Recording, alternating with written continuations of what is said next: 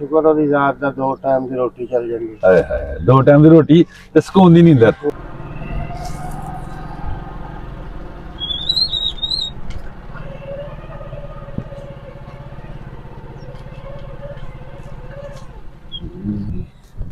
अस्सलाम वालेकुम भाजी, क्या हाल जी?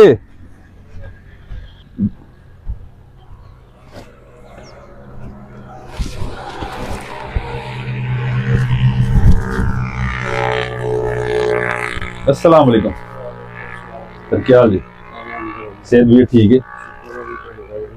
बच्चे से मेहनत माशाल्लाह करते पे। चलो अल्लाह का करम है, अल्लाह का फजल है। की इत्थों लभ जांदा? बड़ी गल है जी, तुहानू देख के इत्थों आए आ कि माशाल्लाह इहदे तो चुक के प्लास्टिक वगैरह कबाड़ वगैरह ते ओह वेच के बच्चों वास्ते हलाल रिज़क कमांदे पे। ते अल्लाह दी ज़ात दा फजल है तुहाडे ते जी। जेड़ा तंदुरुस्ती 100 नेमत है, तंदुरुस्ती 100 नेमत है। ते माशाल्लाह इत्थों कोई बन जांदा निज़ाम कोई? बस ओहदा जो मालिक दी रज़ा है अल्हम्दुलिल्लाह, जो बच्चे जो करत ठीक पूरा देंदा मालिक। ਇੱਥੇ ਹੁੰਦੇ ਜਾਂ ਹੋਰ ਵੀ ਕਿਤੇ ਜਾਂਦੇ ਹੋ? ਹੋਰ ਵੀ ਫਿਰ ਤੁਰ ਕੇ ਜਾਣੇ ਕਿਤੇ ਤੇ ਸਿਲਸਿਲਾ ਕੋ ਬਣ ਜਾਂਦਾ? ਸਿਲਸਿਲਾ ਸ਼ੁਕਰ ਉਹਦੀ ਜ਼ਾਤ ਦਾ 2 ਟਾਈਮ ਦੀ ਰੋਟੀ ਚੱਲ ਜਾਂਦੀ। ਹਾਏ ਹਾਏ 2 ਟਾਈਮ ਦੀ ਰੋਟੀ ਤੇ ਸਕੂਨ ਦੀ ਨੀਂਦਰ। ਸਕੂਨ ਦੀ ਨੀਂਦਰ ਬਿਲਕੁਲ ਸਭ ਤੋਂ ਵੱਡੀ ਨਿਮਤ ਇਹ ਹੈ ਕਿ ਤੰਦਰੁਸਤੀ ਤੇ ਸਕੂਨ ਦੀ ਨੀਂਦ। ਬਿਲਕੁਲ ਜੀ ਬਿਲਕੁਲ, ਬੜੀ ਗੱਲ ਹੈ। ਅਸੀਂ ਲੰਘ ਨਹੀਂ ਪਏ ਉੱਥੋਂ ਪਰਤ ਕੇ ਆਏ ਆ, ਬਜ਼ੁਰਗ ਸਾਡੇ ਮਿਹਨਤ ਕਰਦੇ ਪਏ। ਖਰਬਾ ਵਾਲੇ ਜਿਹੜੇ ਬੇਸਕੂਨ ਨੇ ਮੈਂ ਹਾਏ ਹਾਏ ਬੇਸ਼ੱਕ। ਚਲੇ ਕਰੋ ਮਾਲਕ ਦਾ ਲੱਖ ਕਰੋੜ ਸ਼ੁਕਰ ਹੈ ਜਿਹੜੇ ਹਾਲ ਚ ਰੱਖਿਆ ਅਲਹਮਦੁਲਿਲਾ। 2 ਟਾਈਮ ਦੀ ਰੋਟੀ ਤੇ ਸਕੂਨ ਹੈ। ਸਕੂਨ ਲੱਖ ਕਰੋੜ ਦਾ ਸ਼ੁਕਰ। ਚਲੋ ਅੱਲਾਹ ਦੀ ਜ਼ਾਤ ਤੁਹਾਡੇ ਤੇ ਕਰਮ ਕਰੇ। ਤੇ ਜਿਹੜਾ ਜਦੋਂ ਜਾਂਦੇ ਹੋ ਪਿੰਡਾਂ 'ਚ ਕੋਈ ਪੈਟਰੋਲ ਸ਼ੋਰ ਵੀ ਲੱਗਦਾ ਹੋਣਾ, ਖਰਚਾ ਖੁਰਚਾ ਵੀ ਹੁੰਦਾ ਹੋਣਾ? ਹਾਂਜੀ। ਕਿੰਨੇ ਕੁ ਦਾ ਪੈਟਰੋਲ ਲੱਗ ਜਾਂਦਾ?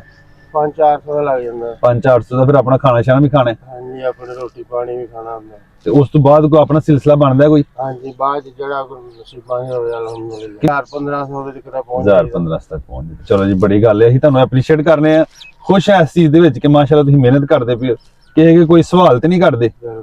ਇੱਥੇ ਜਾ ਕੇ ਮਿਹਨਤ ਕਰਦੇ ਪਏ, ਇਥੋਂ ਜਿਹੜੀ ਕੋਈ ਪਲਾਸਟਿਕ ਲੱਭਣੀ, ਕੋਈ ਚੀਜ਼ ਲੱਭਣੀ, ਲੈ ਕੇ ਜਾ ਕੇ ਵੇਚ ਕੇ ਤੁਸੀਂ ਮਿਹਨਤ ਕਰਕੇ ਬੱਚਿਆਂ ਸੇ ਹਲਾਲ ਰਿਜ਼ਕ ਕਮਾਉਂਦੇ ਪਏ ਹੋ। ਤੇ ਅੱਲਾਹ ਦੀ ਜ਼ਾਤ ਨੇ ਜਿਹੜਾ ਰਿਜ਼ਕ ਦਿਆ ਉਹਦੇ ਮੁਤਮੀਨ ਹੋ। ਉਹਦੇ ਉੱਤੇ ਲੱਖ ਕਰੋੜ ਸ਼ੁਕਰ ਆਦਾ, ਲੱਖ ਵਾਰੀ ਸ਼ੁਕਰ। ਜਿਹੜੇ ਹਾਲ ਚ ਉਹਨੇ ਰੱਖਿਆ ਲੱਖ ਵਾਰੀ ਸ਼ੁਕਰ। ਕੀ ਬਾਤ ਹੈ। ਅੱਲਾਹ ਇਸ ਤਰ੍ਹਾਂ ਤੁਹਾਡਾ ਜਜ਼ਬਾ ਕਾਇਮ ਰੱਖੇ। ਤੇ ਉਸ ਮਾਲਕ ਨੇ ਡਿਊਟੀ ਇਨਸਾਨ ਦੀ ਲਾਈ ਹੁੰਦੀ ਤੇ ਅੱਲਾਹ ਪਾਕ ਨੇ ਇੱਕ ਛੋਟਾ ਜਿਹਾ ਤੋਹਫਾ ਤੁਹਾਡੇ ਤੇ ਭੇਜਿਆ ਕਿ ਮੇਰਾ ਬੰਦਾ ਮਿਹਨਤ ਕਰਦਾ ਪਿਆ ਤੇ ਮੇਰੇ ਬੰਦੇ ਨੂੰ ਤੋਹਫਾ ਦੇ ਕੇ ਆਉਣਾ।